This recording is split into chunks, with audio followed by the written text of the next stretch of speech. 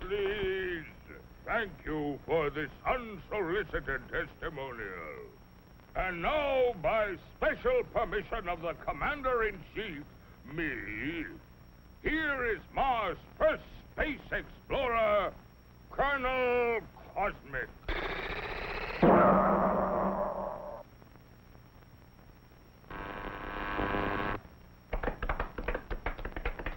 I can't tell you how happy I am to see your smiling faces once more.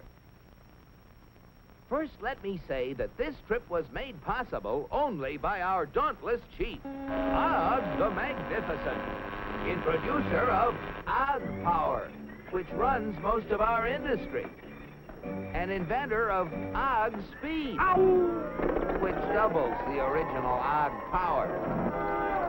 A short time ago, the master was having trouble with the state limousine.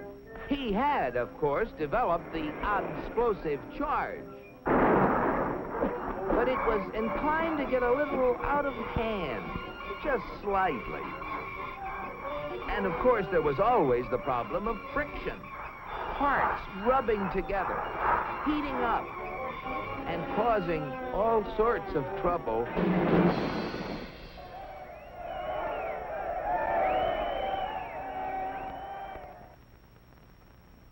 But our leader was undaunted. He immediately ordered our first expedition into space to bring back the secret of how other planets got their state limousines to run smoothly. The target was picked with painstaking scientific accuracy. Destination, Earth. You all know with what eagerness I volunteered for the mission, and with what confidence I took off.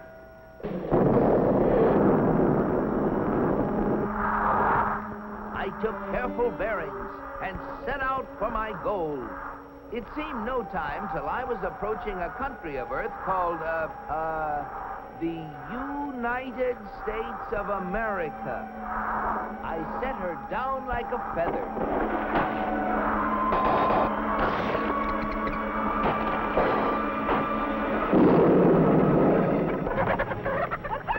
What's all the racket? Naturally, I protected government property by making the saucer invisible. They're after the chickens, Ma! And though the natives showed great interest in me, I decided to make myself invisible too. Seeing moving lights in the distance, I headed for them. What phenomenal luck!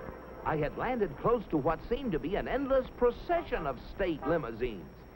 They moved quickly, and yet with fantastic smoothness. I just had to get a closer look at one of those Earthmobiles.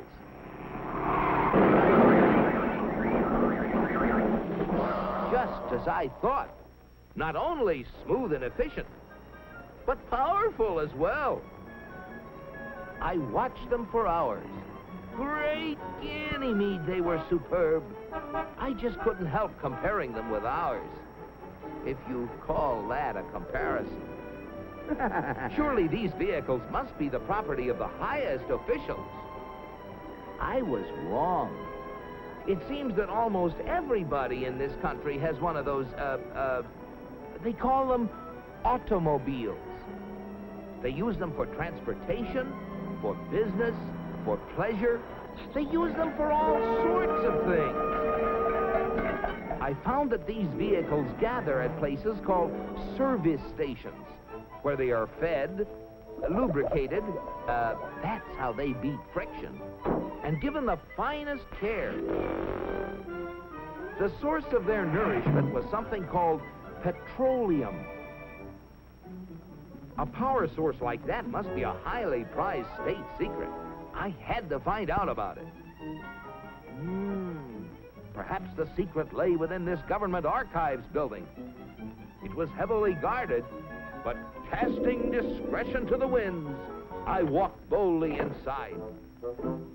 Their code was remarkably easy to break.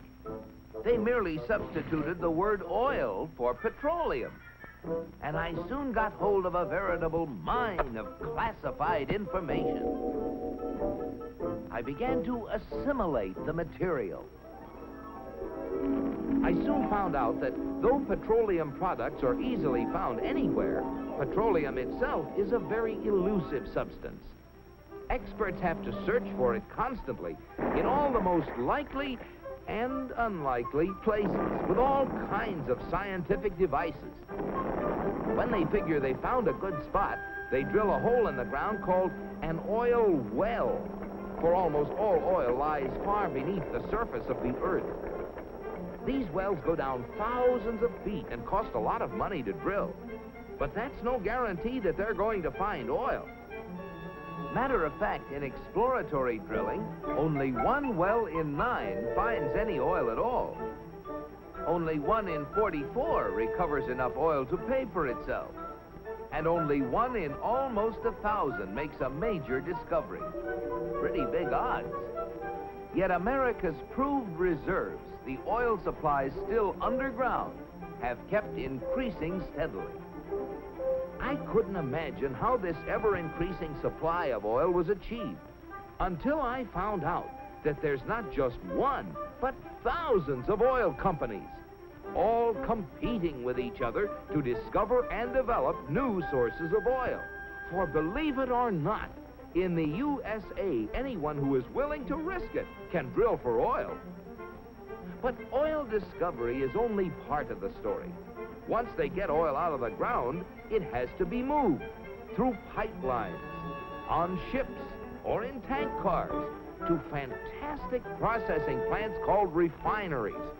Crude oil goes in, and great Jupiter, the things that come out. Gasoline, for example, the most efficient mobile power source on Earth. That was the stuff that powered all those cars and trucks. And asphalt, which makes smooth, durable roads. It seems that oil not only runs cars, it even gives them something to run on. Another oil product is the diesel fuel, which runs giant trains across the nation. In winter, fuel oil made from petroleum brings warmth and comfort to millions of homes. And still other fuels help defend America's shores and skies. From refineries also come the lubricating oils and greases that keep the wheels turning in America. But that still isn't all. Crude oil, like everything else, is made up of billions of tiny molecules. And using the magic of research, oil companies compete with each other in taking the petroleum molecule apart and rearranging it into, well, you name it. Fabrics, toothbrushes, tires, insecticides, cosmetics, weed killers.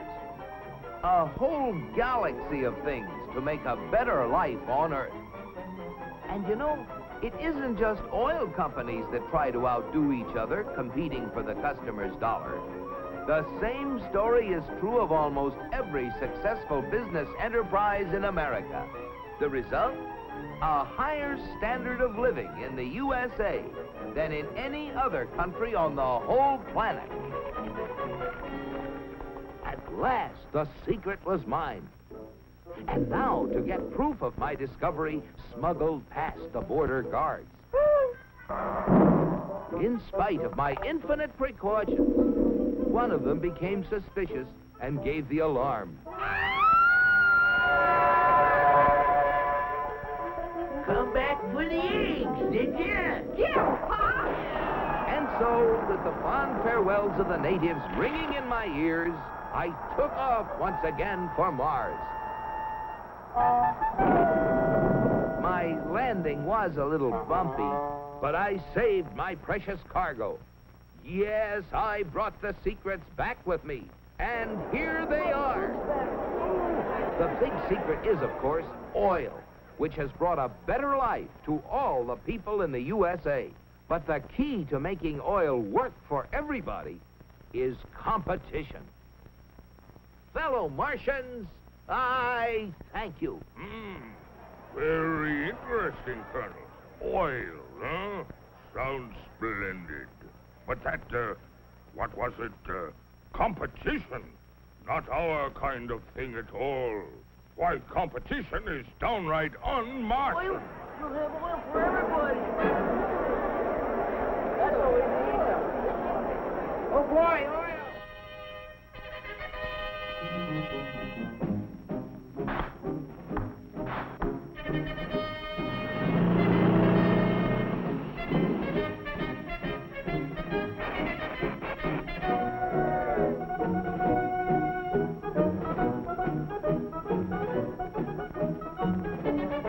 Look at them.